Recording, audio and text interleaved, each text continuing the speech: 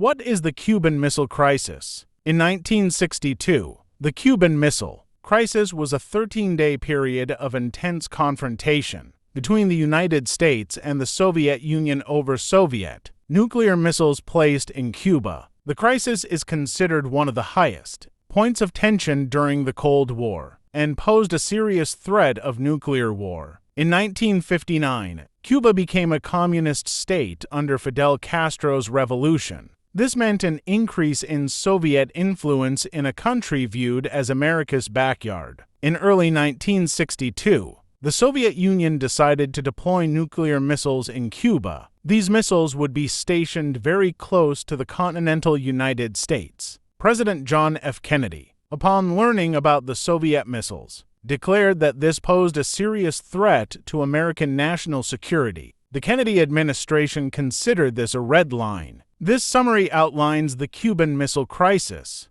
highlighting its key aspects and significance. On October 14, 1962, U.S. reconnaissance flights revealed Soviet missile sites being constructed in Cuba. On October 22, President Kennedy publicly announced the presence of the missiles and declared a naval quarantine around Cuba to prevent further Soviet shipments. Soviet Premier Nikita Khrushchev initially refused to acknowledge the missile sites but warned of serious consequences if the U.S. attacked Cuba. Both superpowers were put on high alert, with the U.S. preparing for potential military action and the Soviet Union preparing its forces. Behind-the-scenes negotiations took place between the U.S. and Soviet Union, with both sides seeking a peaceful resolution. On October 28th, Khrushchev agreed to withdraw the missiles in exchange for a U.S. pledge not to invade Cuba and a secret agreement to remove U.S. missiles from Turkey. The Soviet Union began dismantling and removing the missiles from Cuba. The crisis ended with a heightened awareness of the nuclear threat and led to the establishment of a direct